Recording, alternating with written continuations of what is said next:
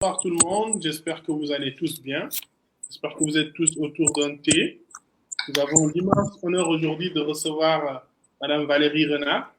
Madame Valérie Renard aura le temps de se présenter parce que c'est le concept de cette émission. Et avant toute chose, je vais prendre le temps de partager le live.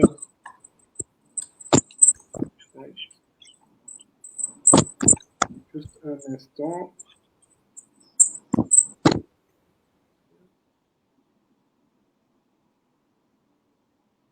Il n'y a personne pour l'instant.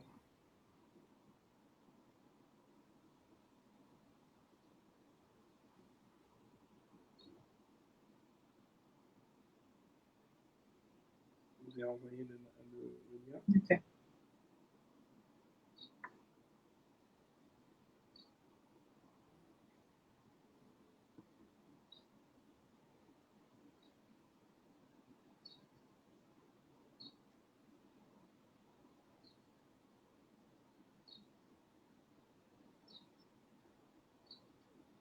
Parfait, parfait. Donc, rebonsoir, Madame Renard. J'espère que vous allez bien. Vous êtes bien installée. Je vais commencer tout de suite par la question. Quel est l'intitulé de votre métier aujourd'hui, madame?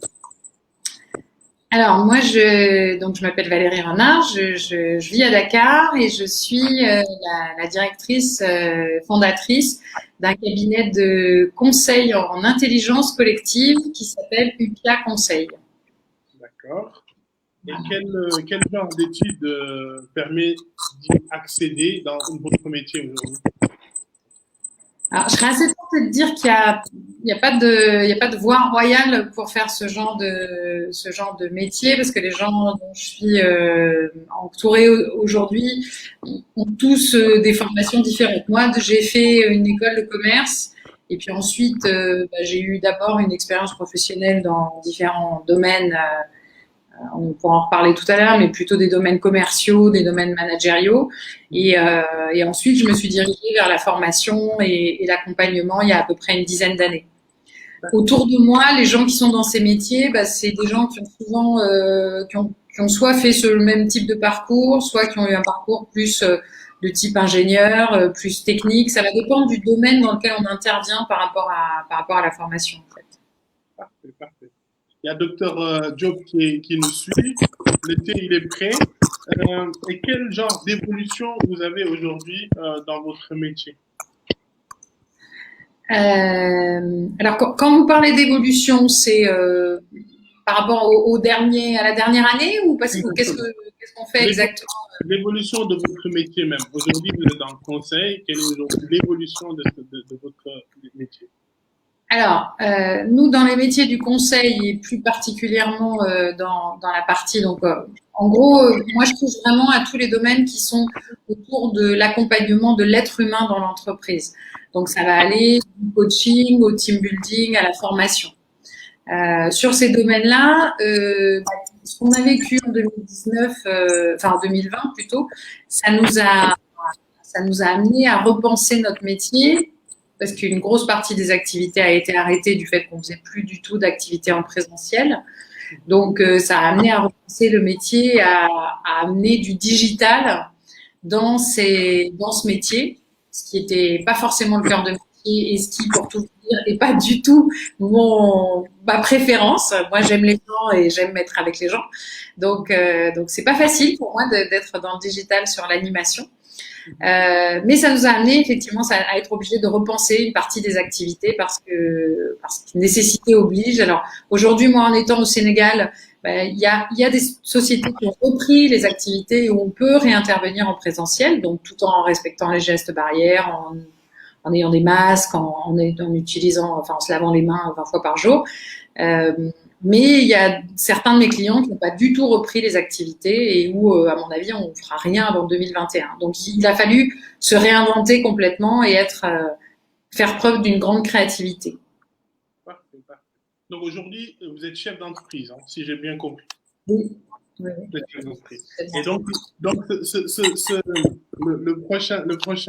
la prochaine question est plutôt le salaire d'un junior. Donc, le salaire d'un débutant de chef d'entreprise dans le conseil, ce serait quoi? Ce serait qu'il va pas gagner d'argent pendant un certain temps. Non, ça fait partie des questions quand même en tant qu'entrepreneur. On sait jamais. Moi, ça fait quand même maintenant 16 ans que je suis entrepreneur, que j'ai quitté le monde du salariat. Donc, j'ai créé plusieurs entreprises en France et puis maintenant au Sénégal depuis 3 ans. C'est la deuxième structure que j'ai créée. Donc, le statut de chef d'entreprise, c'est un peu ça. C'est-à-dire qu'on ne sait absolument jamais quel va être le salaire ça n'existe pas, en fait, un salaire de chef d'entreprise.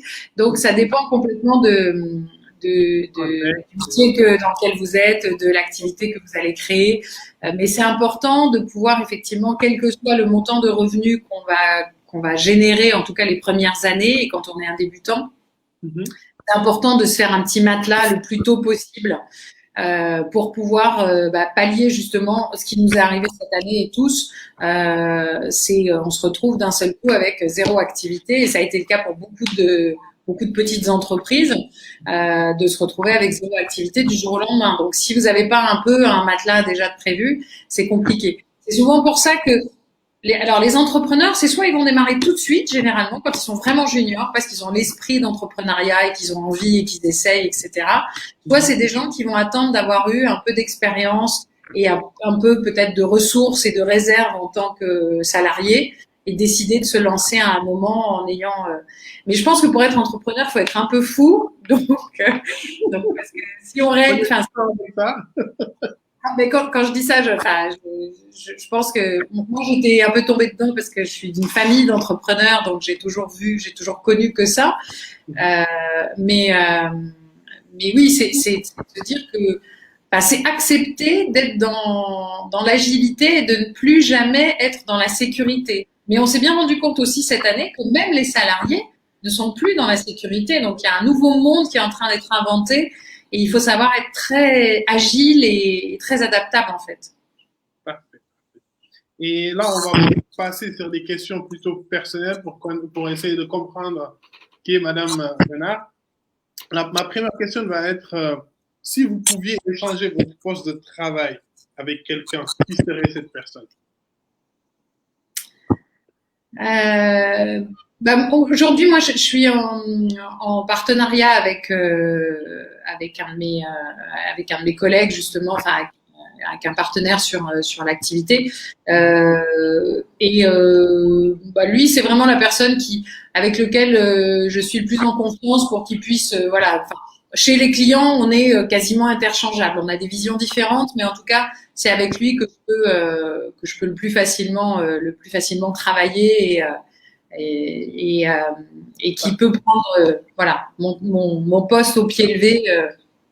Parce que état d'esprit, vous êtes dans le même état d'esprit, parce que pourquoi? Oui, parce que pour le coup, on a une vision qui est commune.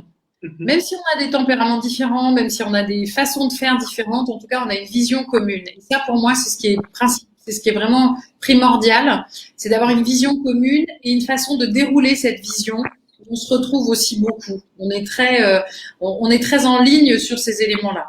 J'ai eu l'occasion de travailler avec d'autres personnes par le passé où la vision n'était pas forcément raccord, et je pense que c'est ce qui a fait que ça fonctionne pas toujours dans les partenariats. Un partenariat, pour moi, c'est vraiment une histoire de vision et de se dire, voilà là où on a envie d'aller. On va peut-être y aller de façon différente, mais en tout cas, on sait qu'on va aller à cet endroit-là tous les deux. On a cette envie-là. Parfait. Et qu'est-ce qui vous fait vous lever le matin? Alors, qu'est-ce qui me fait lever le matin? Donc, d'un point de vue tout à fait anecdotique, le petit plateau café que m'apporte mon chéri tous les jours au lit avec une petite fleur tous les matins. Donc, une petite fleur de notre jardin. Donc voilà, j'ai la chance d'avoir un compagnon qui est très très attentionné. Donc ça, c'est le premier truc qui me donne le sourire le matin pour me lever. La deuxième chose, c'est que je médite le matin, donc je prends toujours pour moi, pouvoir méditer le matin. Et ça, c'est aussi ce qui me donne.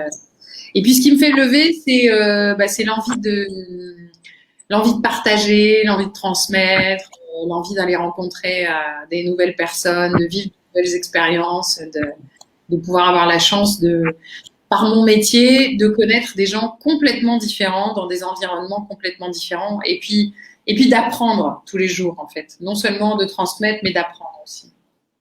Parfait, parfait. Et comment décririez-vous votre journée de travail à un enfant? Je vais m'amuser. En fait, j'ai la chance de travailler dans une maternelle géante. Waouh! Dans notre métier, donc ce conseil en intelligence collective, on fait énormément jouer les gens. Et nous, c'est l'un des vecteurs sur lequel on travaille beaucoup avec Yves chez Upia, c'est que on travaille énormément sur la gamification, donc qui est le principe de faire vivre des expériences aux gens selon les principes du jeu, qui sont à la fois très sensoriels et qui permettent d'ancrer les apprentissages. Donc, on va leur faire énormément de serious games, on a nos parcours de formation qui sont montés comme des modules, comme des jeux vidéo en fait. Vous avez un avatar et puis votre avatar il va aller faire plein d'éléments. Donc on s'amuse beaucoup, on prend beaucoup de plaisir et ça c'est vraiment le numéro un dans. Si je devais raconter à un enfant, je lui dire moi aussi je suis un enfant. Je suis une enfant de 50 ans bientôt, mais je suis une enfant. Parfait, parfait. Et quelle est la dernière fois où vous avez vraiment ri aux larmes? Alors hier soir, je sais pas si je vais vous dire pour quelle raison, mais oui j'ai vraiment, alors comme du coup je suis dans un environnement où je ris beaucoup toute la journée. J'ai aussi la chance d'avoir que mon mari fasse partie des gens qui adorent les surprises et donc qui est capable de me faire éclater de rire sur des sujets, surtout au moment où je m'y attends pas, généralement. Et donc voilà, il a l'art de me surprendre, on va dire. Et en 3 mots, votre rôle aujourd'hui en 3 mots. Alors ce sera 3 verbes. Transmettre, accompagner et faire rêver. D'accord. Pouvez nous développer un petit peu le faire rêver? Je me suis rendu compte que, alors encore plus dans l'environnement qu'on est en train de partager en ce moment, qui est très très anxiogène, le fait d'amener les gens à se projeter et à imaginer soit leur vie autrement, soit les amener à sortir de leur zone de confort, ça les met dans un état d'esprit qui est complètement différent. En ce moment, par exemple, j'ai fait une petite série de mini-portraits sur LinkedIn que vous avez vu, Moussa. Vous serez mon prochain interviewé. Et sur le thème, c'est le bonheur au travail. Et le fait d'amener les gens à réfléchir et à se poser 5 minutes juste en faisant une petite vidéo sur leur vision du bonheur au travail, ça les amène à réfléchir complètement différemment et à voir leur métier différemment. Et moi, quand je parle de faire rêver, c'est vraiment ça. C'est-à-dire, c'est ramener du positif dans la vie, ramener dans les moments qui sont les plus compliqués, les plus difficiles, c'est de se dire, bon, c'est quoi la pépite que je vais trouver là? Donc, c'est mettre en place des choses comme ça, des petits éléments. J'ai un de mes mentors, en tout cas une femme que j'aime beaucoup, qui est écrivain et qui travaille qui s'appelle Florence Servan-Schreiber. Et quand j'ai découvert l'un de ses livres qui s'appelle Les 3 kicks par jour, c'est de se dire à la fin de la journée, avant d'aller me coucher, quels sont les 3 moments que j'ai passés de bien dans la journée. Même dans les journées les pires. Et voilà. Et c'est donner aux gens, en fait, plein de petits outils comme ça pour les amener à rêver à nouveau et à voir le côté positif dans leur monde, dans leur vie, dans leur journée. Top. Merci beaucoup. Et si vous deviez changer une chose à propos de votre travail. Aujourd'hui, alors, j'aimerais qu'on enlève les masques. J'aimerais qu'on enlève les masques, que tout le monde se remette en mode, qu'on puisse retravailler avec les gens sans avoir à passer tout ce temps, à avoir aussi peur, à avoir peur de se contaminer, à avoir j'aimerais revenir. Alors je sais pas si ça arrivera parce qu'on dit tous ça sera plus comme avant, mais en tout cas oui, j'ai envie de pouvoir retrouver ça, de retrouver cette cette capacité à pouvoir avoir une interaction avec les gens, mais directe. Et quel est votre plus bel accomplissement personnel? Là, c'est la mère qui va parler en moi, ma fille. Ah. J'ai une fille de 22 ans et voilà, pour moi, c'est vraiment ça, c'est ma plus belle réussite personnelle. Top. Et professionnel? Eh ben, le fait d'être venue m'installer ici au Sénégal, parce que pour moi, ça a été un vrai choix. Je fais partie de ce qu'on appelle les repattes. Ouais. On a décidé de venir s'installer. Moi, je suis tombée amoureuse du Sénégal il y a 10 ans et il y a 3 ans, j'ai décidé de venir vraiment m'y installer. Je ne sais pas si c'est définitivement, mais en tout cas de m'y installer, de monter ma structure et ça m'a permis de travailler avec pas mal d'autres pays d'Afrique aussi, de rencontrer énormément de gens de la diaspora et d'avoir monté ce projet ici, d'avoir une société, d'avoir d'autres activités aussi à côté.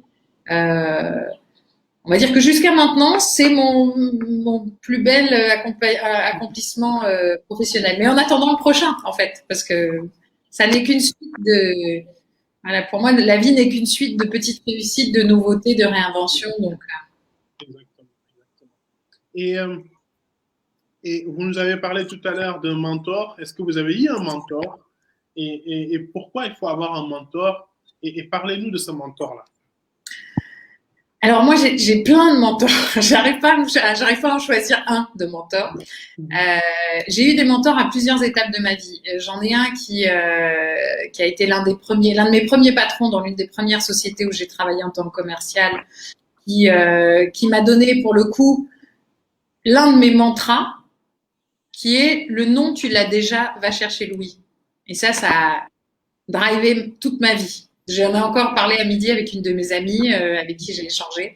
Et ça, pour moi, lui, il m'a fait le plus beau des cadeaux de me donner ce mantra-là. Et puis après, j'ai eu la chance de rencontrer, j'ai eu plusieurs mentors dans ma vie et je trouve que ça correspond à des périodes et puis c'est des gens avec qui je suis encore en relation. Aujourd'hui, moi, je suis dans une posture de mentor par rapport à des jeunes que j'accompagne, des jeunes femmes ou des jeunes étudiants que j'accompagne. Mais c'est important d'avoir un mentor, un ou plusieurs, comme je vous le disais, parce que c'est des gens qui vont vous aider à passer des étapes plus vite. C'est vraiment des gens qui vous font gagner du temps, les mentors, pour moi.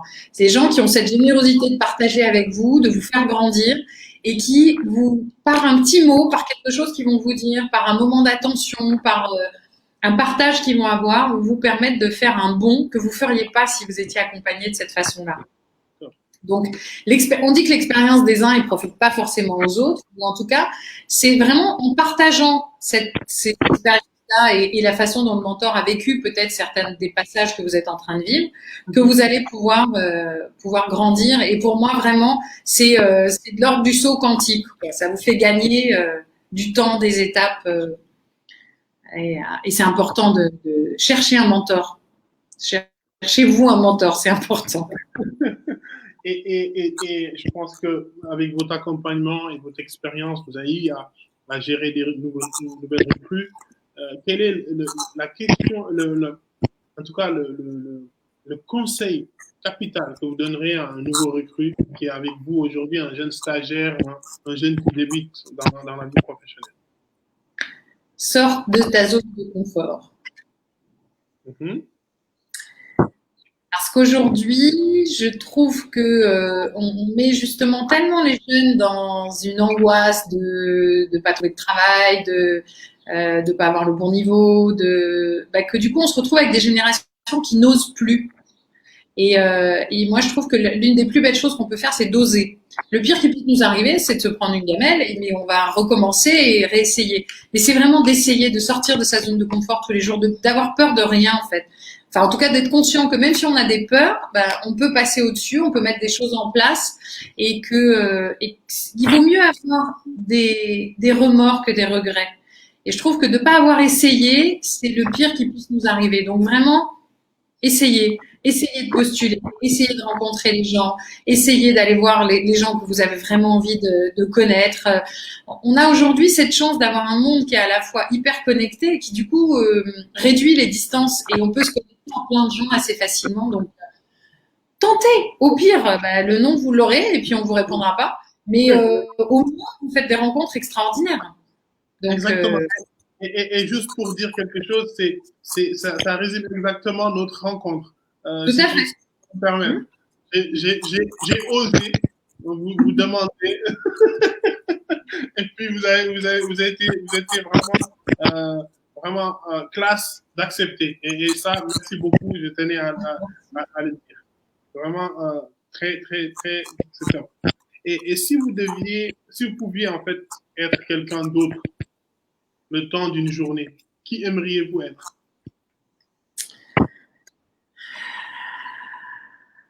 Qui j'aimerais être?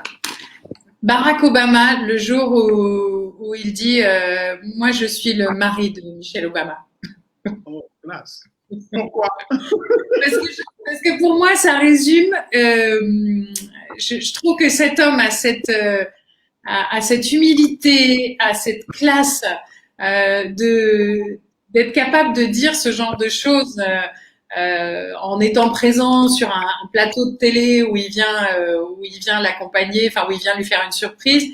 Et, euh, et pour moi, ça résume exactement le combat des femmes aujourd'hui. C'est-à-dire que je suis une fervente féministe, que j'assume complètement mon statut. Je pense que la plus grande féministe que je connaisse après moi, c'est mon mari. Donc, voilà, et je trouve que d'avoir effectivement d'avoir un homme qui est capable de dire ce genre de choses et qui reconnaît la valeur de la personne avec laquelle il est et tout ce qu'elle a pu lui apporter. Enfin, j'ai trouvé que ce moment-là était vraiment un chouette moment. Et puis juste pour être assise dans le bureau ovale, ouais, je crois que j'aurais bien aimé être Barack Obama. C'est intéressant, c'est intéressant. Et votre philosophie de vie? Elle est assez connectée à tout ce que je vous ai dit depuis tout à l'heure, c'est-à-dire que prendre du plaisir. Prendre du plaisir dans ce qu'on fait, prendre du plaisir dans...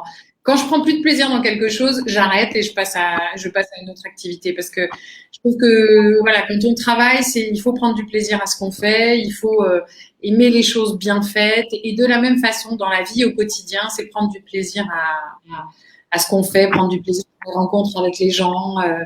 Donc c'est important de cultiver ça, de cultiver ces petits moments de bonheur, de plaisir, de joie, de choses qu'on peut apporter aux autres aussi. Et là, on arrive dans des questions un peu pas très marrantes, parce que c'est vraiment d'actualité. C'est cette jeunesse africaine qui prend le désert, qui prend le bateau, qui laisse sa vie. Quel conseil vous donneriez à cette jeunesse-là? Quelle perspective ils peuvent avoir aujourd'hui en Afrique ou ailleurs, mais dans des conditions humaines? Déjà, le conseil que enfin en tout cas ce que j'aurais envie de partager avec eux, c'est ne le faites pas, quoi. Ne prenez pas ces bateaux, n'allez pas poursuivre un Eldorado qui n'existe plus, parce que je pense que malheureusement les gens sont bombardés d'images de télé et autres où on leur donne un Eldorado en Europe ou aux États-Unis ou dans d'autres pays et que je pense qu'on est bien loin de l'Eldorado aujourd'hui et que moi depuis que je vis au Sénégal, je suis bluffée chaque jour par justement l'esprit entrepreneurial que je rencontre ici, le fait que les gens aient envie de prendre des risques, aient envie d'essayer, aient envie d'oser. Il y a une énergie, un bouillonnement que je retrouvais moins en France quand j'en suis partie. Et je trouve, alors pour parler du Sénégal, il y a un accompagnement des jeunes aujourd'hui, alors qui est pas forcément optimal, hein, on est d'accord, mais en tout cas il y a beaucoup de programmes qui sont mis en place pour pouvoir accompagner les jeunes sur justement le développement de leurs soft skills, l'accompagnement à l'entrepreneuriat. Il y a vraiment beaucoup de choses qui sont mises en place. Je pense que les gens sont peut-être pas forcément au courant de toutes les opportunités et de toutes les façons de pouvoir être accompagné, malheureusement. Mais il y a quand même des programmes, il y a quand même des choses où on essaye de travailler et de pouvoir amener les gens à vivre autre chose. Il y a aussi un retour à la terre, au fait de pouvoir travailler dans de l'agriculture, dans de la permaculture, de développer des choses différentes de ce qu'on a pu connaître et qui fonctionnent aussi autrement. Donc, c'est aussi accepter de se réinventer, en fait. C'est de se dire que les modèles qu'on nous donne sont pas forcément les bons et que c'est pas forcément de la surconsommation et l'image que peuvent donner l'Occident qu'on va trouver la réponse. Donc c'est de se dire qu'il y a des choses à faire dans le pays où on est et en allant en allant se renseigner, en allant rencontrer des gens. C'est toujours ce principe dont je vous parlais de sortir de sa zone de confort. C'est voilà, d'aller d'aller regarder ce qu'il peut y avoir comme opportunité. Parfait, parfait. Merci beaucoup. Et si je pouvais rajouter, vous l'avez bien résumé, c'est vraiment bouger, ne pas rester dans sa zone de confort et savoir que c'est possible de faire quelque chose. Parce que sinon, nos pays, même s'ils sont dans des conditions, disons, compliquées, mais elles bougent, elles marchent. Donc ça veut dire qu'il y a quelque chose à faire sur place. Et donc, il faut essayer de le faire parce que le courage que quelqu'un prend pour traverser le désert et prendre le bateau, avec ce courage-là, avec cet argent-là aussi qui paye dans les trafics, peut réaliser quelque chose au pays. Mais complètement, complètement. Aujourd'hui, pour pouvoir prendre un bateau, pour pouvoir passer, c'est au minimum 1500, 2000 euros. Cet argent-là mis effectivement pour développer un petit business. Il y a plein de choses différentes, mais je pense que voilà, les gens arrivent à trouver cette espèce de courage du désespoir pour partir. Ne le mettent pas au service de quelque chose de positif. Top. On passe un petit peu sur la partie questions. Si nos téléspectateurs ont des questions, c'est le moment de les poser. Parce que pour l'instant, j'ai pas vu vraiment des questions. J'ai vu des participations. Et après, on va passer sur la partie quartier libre. On donnera à Valérie vraiment la parole de nous parler d'elle, de nous parler de ses activités, de tout ce qu'elle a envie de nous dire, en tout cas. Et on est prêt à écouter parce que vraiment, c'est un immense honneur de vous avoir ce soir avec nous. Merci encore pour avoir accepté cette invitation. On va laisser peut-être. Je crois qu'il y a une question qui demande est-ce qu'on est entrepreneur ou on le devient? Exactement. Ça fait en plus c'est Karel, un ami d'enfance, un ancien camarade de classe. Je pense qu'il y a un peu les deux, Karel. Je pense qu'il y a des gens qui naissent entrepreneurs et qui ont cette fibre dès le départ. Et puis je pense qu'on peut le devenir en se construisant différemment, en ayant à un moment une envie. Et ça amène à avoir parfois un projet qui est un peu plus construit.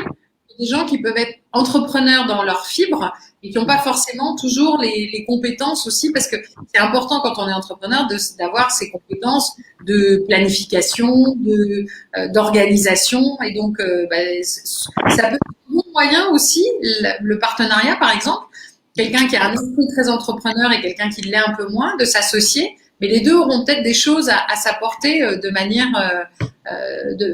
manière symétrique en fait, et de pouvoir se donner, en tout cas complémentaire, et pouvoir ensemble créer une entreprise. Donc moi je pense que, et puis que même si on est né avec un esprit entrepreneurial, on évolue dans le temps, donc on grandit en tant qu'entrepreneur. Et donc on va attendre 1 minute ou 2. Donc on passera la main vraiment pour. Tenez, pourquoi vous ne parliez pas de votre bonheur au travail?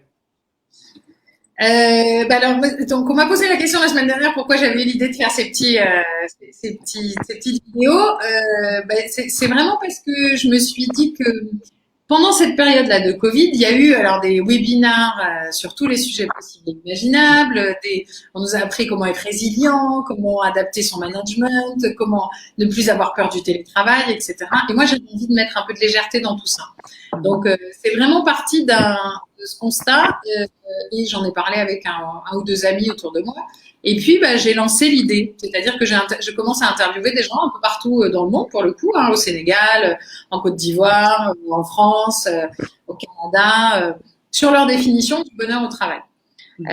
Et ça, donc, je diffuse tous les jours une petite vidéo. Donc, ils ont 5 questions à chaque fois, qui sont la définition du bonheur au travail, le bureau idéal, le meilleur conseil qu'ils aient reçu, leur bureau idéal, et puis une journée réussie, c'est quoi? Et je trouve ça déjà, j'adore écouter les vidéos de tout le monde parce que je trouve qu'il y a des idées qui sont vraiment très sympas, très inspirantes.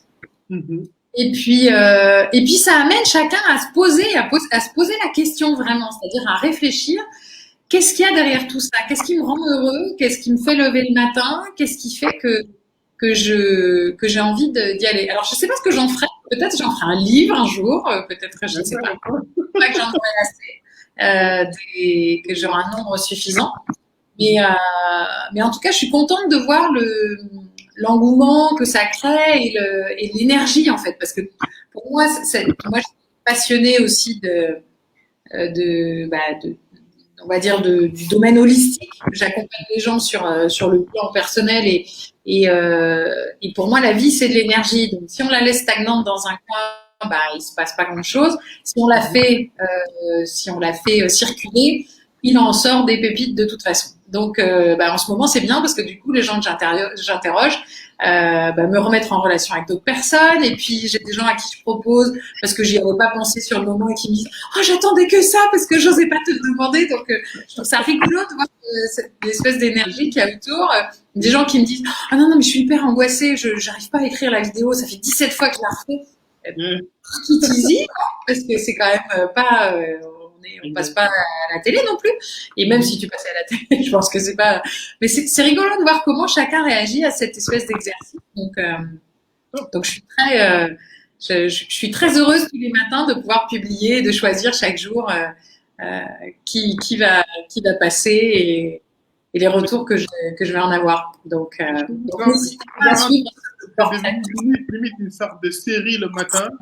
J'attends la petite notification. C'est vrai, Moussa, que vous faites partie des premiers qui me répondent le matin, qui mettent des petits commentaires. Non, mais sincèrement, dès que je commence, je dis, oh, il y a une notification qui arrive, je vais aller voir. Et c'est vraiment très intéressant parce que différents profils et qui ont, parfois, on voit même parfois une certaine symétrie et parfois une différence. Et c'est vraiment magnifique. C'est beau. C'est très beau et bravo pour cette initiative. Merci. Mais en tout cas, je trouve ça, moi, ça m'inspire. Tous les jours de les écouter, ça m'inspire. Et je les re-regarde après. Donc, pour ceux qui sont intéressés, vous allez sur la page Facebook de Upia Conseil. Et vous pourrez voir tous les portraits qui sont mis, donc ils sont sur Facebook et sur LinkedIn. Mais oui, voilà, ça fait partie des choses. Moi, j'ai envie de m'amuser. Donc, de prendre ce plaisir-là aussi avec ça. Et puis, je trouve que c'est une bonne réflexion aussi parce que les gens que j'ai interrogés jusqu'à maintenant, donc comme vous disiez, ils sont d'univers très très différents avec des postures différentes. Mais j'ai interrogé des DG de société ici et j'aime bien quand le DG commence à réfléchir à cette notion de bonheur au travail parce que ça l'amène aussi après à avoir une réflexion en interne par rapport à ses équipes. Parce que c'est bien beau de tenir des discours devant la caméra, mais après, moi, ça va me permettre d'aller aussi toquer à leur porte en leur disant alors ça donne quoi le bonheur au travail chez toi? Et j'aime bien être un peu d'être un peu la mouche du coche en fait, c'est d'aller un peu les titiller sur ces sujets-là parce que en ce moment où justement on serait capable de dire voilà c'est fini là on est en mode tellement stressé, tellement angoissé, tellement anxiogène. Ouais, mais on peut quand même trouver un moyen de prendre du plaisir à ce qu'on vit. Donc et là, Madame, c'est vraiment le moment où vous devez nous parler de votre actualité, de où est-ce qu'on peut vous trouver, les coachings que vous mettez en place, les activités que vous mettez en place, comment on peut en bénéficier. C'est quartier libre pour vous. Alors, donc je vous disais que moi je dirige donc une société qui s'appelle Upia Conseil, que vous pouvez retrouver sur LinkedIn, sur Facebook, sur notre site aussi, upiaconseil.com. On fait du conseil en intelligence collective. Donc, on accompagne les gens en groupe ou en individuel sur toutes les thématiques du développement humain dans l'entreprise. Donc, ça va être du coaching, ça va être du team building pour créer de la cohésion dans les équipes, ça va être de la formation plus spécifique sur des postures managériales, que ce soit des juniors aux seniors, que ce soit… Donc, on intervient avec soit des entreprises, soit des organisations plus parapubliques, on va dire, soit des particuliers. Parce qu'on monte aussi des modules de formation autour de, ça peut être autour de l'estime de soi, ça peut être autour justement de comment sortir de sa zone de confort. Donc il y a plein de sujets comme ça sur lesquels on intervient. On a eu l'année dernière des activités avec les jeunes justement et on est en train de retravailler là-dessus sur des modules à mettre en place. Alors ça va être soit par l'intermédiaire on est en train de voir les partenaires avec lesquels on va travailler, mais moi j'ai fait un constat ici au Sénégal en tout cas, et j'ai fait le même constat avec ma fille parce qu'elle est en train de chercher son stage de fin d'études là. C'est que il y a un décalage énorme entre ce que peuvent attendre des recruteurs comme vous, Moussa, j'imagine, et ce que sont capables de produire des étudiants, que ce soit en termes de CV, en termes de lettres de motivation ou en termes d'entretien. On a des jeunes qui sont peut-être bons techniquement dans ce qu'ils font, mais en termes de surprise, on n'y est pas toujours. Donc, comment effectivement les amener à se muscler là-dessus, se muscler sur l'entretien, se muscler sur leur capacité à pouvoir oser aller demander à un chef d'entreprise justement de l'aide ou du mentorat ou etc. Et ça c'est un vrai constat que je fais ici au Sénégal, mais je l'ai vécu de la même façon en France. Et donc là on est en train de réfléchir à ces activités-là. Donc ça c'est une piste de développement sur laquelle on travaille en ce moment, mais de vraiment accompagner les jeunes sur ces sujets-là, parce que moi la première, je reçois au bureau des appels téléphoniques de gens qui se présentent pas. Bonjour, je suis bien à telle société, oui. Vous recrutez en ce moment? Qu'est-ce que vous voulez que je réponde à ça? Donc, quand j'ai le temps, je prends le temps de dire à la personne, écoutez, je vais vous donner 2-3 conseils avant que vous raccrochiez. Parce que non, la réponse est non et je peux raccrocher direct. Mais surtout quand vous vous présentez comme ça. Par contre, il y a peut-être moyen qu'on se parle autrement et que vous m'expliquiez.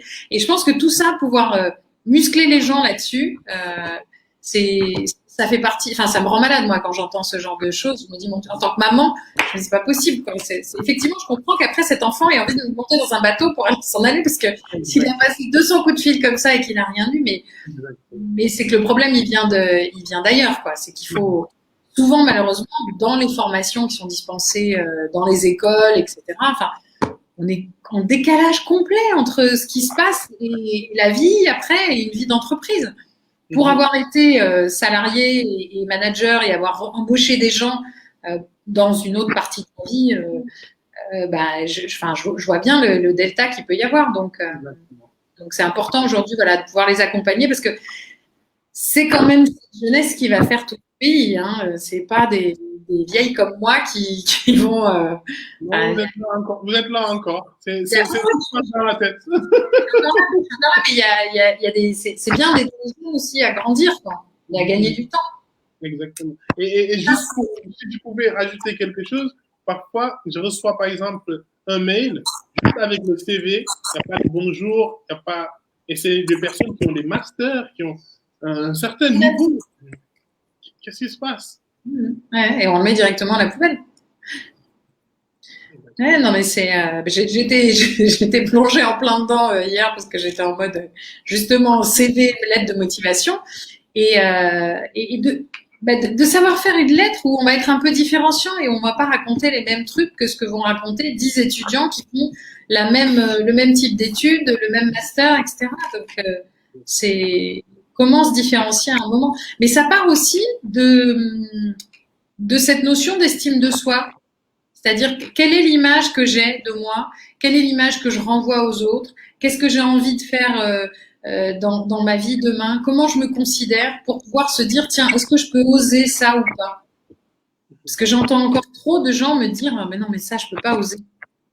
Ok, le pire qui puisse t'arriver, c'est quoi? Quand on me dit non, on repart à la case départ. Si on me dit non, bon ben voilà. Après, donc ça, c'est une partie, voilà, des activités du moment, c'est une partie des pistes de réflexion en plus du day-to-day, on va dire, où on travaille plutôt avec des entreprises. Mais donc, il y a cette partie avec les jeunes et puis il y a la partie, moi aussi, dans bonne féministe que je suis, sur le Women Empowerment.